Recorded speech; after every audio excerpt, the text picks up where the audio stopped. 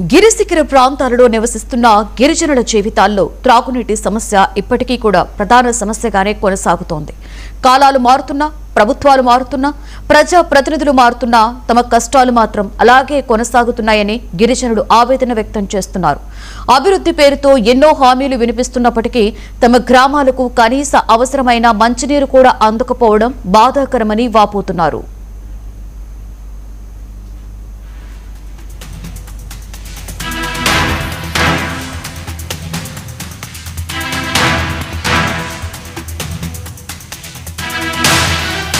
విజయనగరం జిల్లా గణపతి నగరం నియోజకవర్గ పరిధిలో ఉన్న దారపర్తి పంచాయతీలో తాగునీటి సమస్య మరింత తీవ్రంగా కనిపిస్తోంది. పంచాయతీ పరిధిలోని అనేక గిరిజన గ్రామాల్లో తాగునీటి కోసం ప్రజలు నానా ఇబ్బందులు పడుతున్నారు.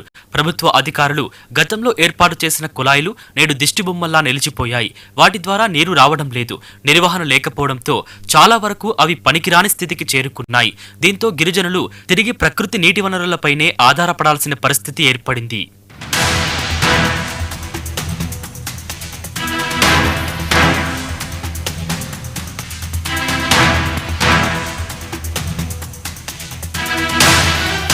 గ్రామాలకు సమీపంలోని చెలమలు, చిన్న చిన్న ఊటలు, వర్షపు నీరు నిలిచే ప్రాంతాల నుంచే ప్రజలు నీటిని తెచ్చుకుంటున్నారు. తెల్లవారుజాము నుంచే మహిళలు, వృద్ధులు, చిన్నారులు కిలోమీటర్ల దూరం నడిచి నీరు తీసుకురావాల్సి వస్తోంది. గుక్కెడు మంచినీటి కోసం పడుతున్న ఈ కష్టాలు వారి దైనందిన జీవితాన్ని మరింత దుర్భరంగా మారుస్తున్నాయి. వేసవి కాలంలో పరిస్థితి మరింత అధ్వానంగా మారుతోందని స్థానికులు చెబుతున్నారు. కొన్నిసార్లు తాగడానికి సరిపడా నీరు కూడా దొరకని పరిస్థితులు నెలకొంటున్నాయని గిరిపుత్రులు వాపోతున్నారు.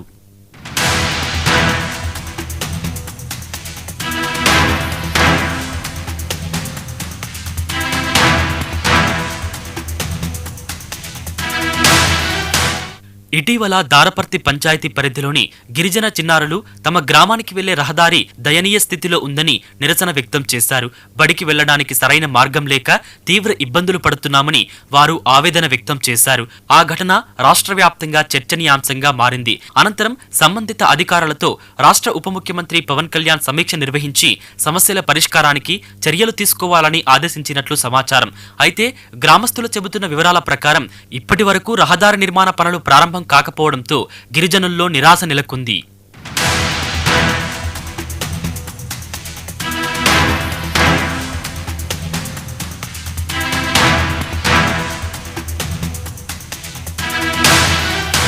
గిరిజన ప్రాంతాల అభివృద్ధికి కృషి చేసే నాయకుడిగా ఉప ముఖ్యమంత్రి పవన్ కళ్యాణ్ పై తమకు ఎంతో నమ్మకం ఉందని గ్రామస్తులు చెబుతున్నారు. తమ సమస్యలు ఆయన దృష్టికి వెళ్లిన తర్వాత పరిస్థితులు మారుతాయని ఆశించామని అంటున్నారు. అయితే క్షేత్రస్థాయిలో అధికారుల అలసత్వం కారణంగా ఎలాంటి మార్పు కనిపించడం లేదని ఆవేదన వ్యక్తం చేస్తున్నారు. తాగునీరు, రహదారులు, వైద్య సదుపాయాలు, విద్య వంటి కనీస అవసరాల కోసం ఇప్పటికీ పోరాడటం బాధాకరమని చెబుతున్నారు.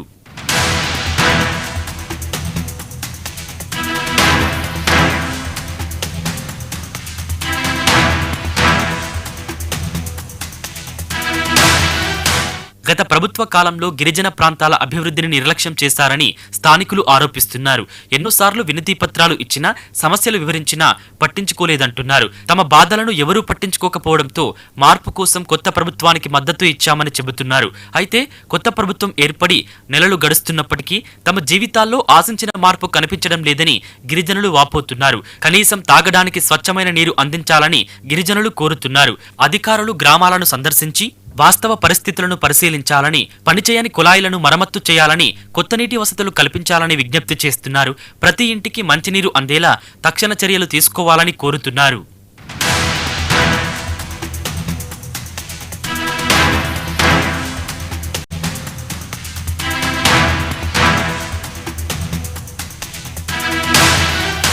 గిరిజన ప్రాంతాల అభివృద్ధి గురించి సభల్లో, సమావేశాల్లో ఎన్నో మాటలు వినిపిస్తున్నప్పటికీ నేల మీద పరిస్థితులు మాత్రం భిన్నంగా ఉన్నాయని స్థానికులు చెబుతున్నారు. స్వాతంత్ర్యం వచ్చి దశాబ్దాలు గడిచినా ఇప్పటికీ తాగునీటి కోసం కొండలు ఎక్కి అడవులు దాటి వెళ్లాల్సి రావడం దురదృష్టకరమని అంటున్నారు. అభివృద్ధి ఫలాలు తమ గ్రామాలకు ఎప్పుడు చేరుతాయో తెలియదని ఆవేదన వ్యక్తం చేస్తున్నారు.